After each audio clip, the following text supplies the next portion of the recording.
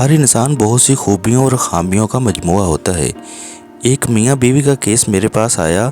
ان کا آپس میں شدید جھگڑا چل رہا تھا۔ وہ ایک دوسرے کا چہرہ دیکھنے کے بھی روادار نہیں تھے۔ انہوں نے سوچا کہ لوگوں کے مشورے پر عمل درآمد کیا جائے اور تھوڑی سی تھراپی کروا لی جائے۔ جب وہ دونوں میرے آفس میں داخل ہوئے تو میں نے دونوں کے چہرے پر سخت کشیدگی دیکھی۔ میں نے ان دونوں کو بیٹھنے کے لیے بولا۔ جب وہ بیٹھ گئے تو میں نے بولا کہ اب آپ بتائیں آپ کو کیا مسئلہ ہے۔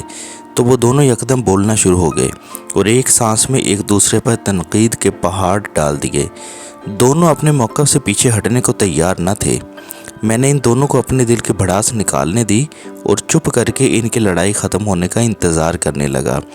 جب دونوں بول بول کر تنگ آ گئے تو میں نے انہیں بولا کہ اچھا یہ تو لڑائی اور خامیوں والی کہانی ہو گئی، اب ایک دوسرے کی خوبیاں بیان کرو۔ تم دونوں کو ایک دوسرے میں کیا کیا باتیں پسند ہیں؟ دونوں بالکل خاموش ہو گئے۔ بہت دیر تک دونوں نے کچھ نہیں بولا۔ مجھے سمجھ آ گئی کہ ان کو ایک دوسرے پر اتنا شدید غصہ ہے کہ ایک دوسرے کی کوئی اچھی بات یاد ہی نہیں اور نہ ہی وہ یاد کرنا چاہتے تھے۔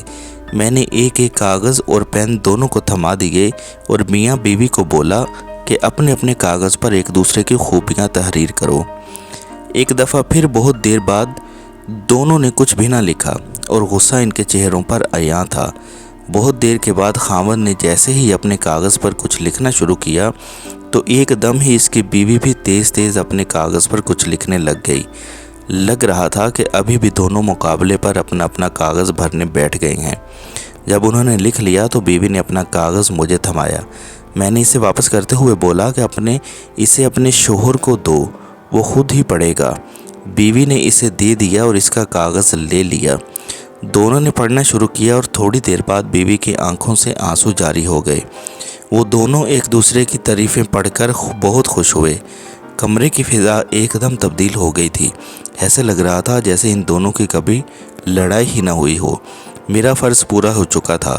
وہ دونوں جیسے لڑتے بھڑتے اندر داخل ہوئے تھے ویسے ہی ہنستے مسکراتے باہوں میں باہیں ڈالے کمرے سے نکل رہے تھے۔ ہر انسان بہت سی خوبیوں اور خامیوں کا مجموعہ ہوتا ہے۔ اگر ہم دوسروں کے عیب تلاش کرنے لگیں تو ان کی اور اپنی زندگی عذاب بنا لیتے ہیں، اور اگر ہم ایک دوسرے کی خوبیوں کو اپنی توجہ کا مرکز بنا لیں تو اپنی اور دوسروں کی زندگی آسان بنا لیتے ہیں۔ امید کرتا ہوں کہ آپ کو یہ ویڈیو ضرور پسند آئی ہوگی اور آپ اسے اپنے دوستوں کے ساتھ بھی ضرور شیئر کریں گے۔ اللہ پاک میرا اور آپ سب کا حامی و ناصر ہو۔